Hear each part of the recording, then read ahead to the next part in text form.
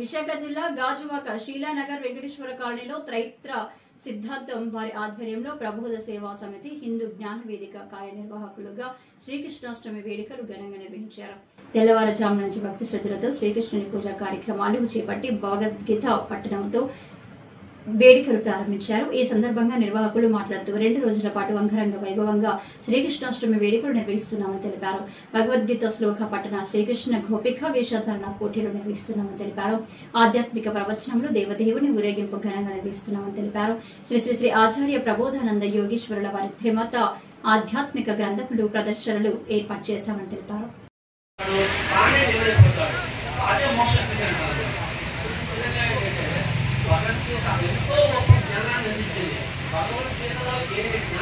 ఆచార్య ప్రబోధానంద యోగేశ్వర పాదపదములను నమస్కరిస్తూ శిలానగర్లో ప్రబోధ సేవా సమితి తరపున శ్రీకృష్ణ జన్మాష్టమి వేడుకలు చేయడం జరుగుతుంది.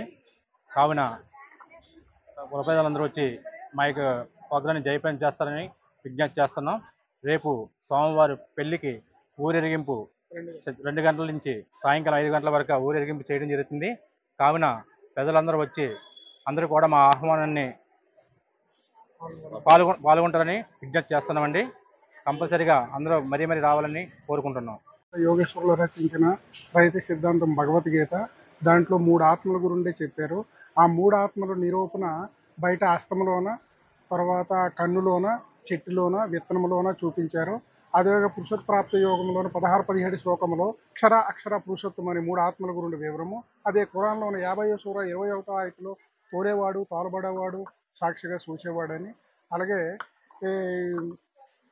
అందువల్ల భగవద్గీతలో అక్షర పురుషోత్తమ పురుషోత్తమ క్షరుడు అని చెప్పి 3 ఆత్మల గురించి చెప్పారు. ఆ 3 ఆత్మల గురించి బయట చెప్పింది అస్తం చూపించారు.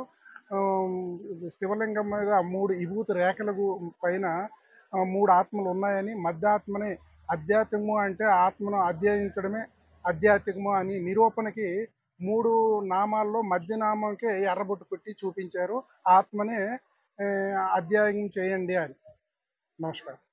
శ్రీ శ్రీ ఆచార్య ప్రబోధానంద యోగేశ్వరుల వారి ఆధ్వర్యంలో హిందూ జ్ఞాన ధర్మ ప్రదాత, సంచలనాత్మక రచయిత, త్రైత సిద్ధాంత ఆదికర్త శ్రీ శ్రీ ఆచార్య ప్రబోధానంద యోగేశ్వరుల వారి ఆధ్వర్యంలో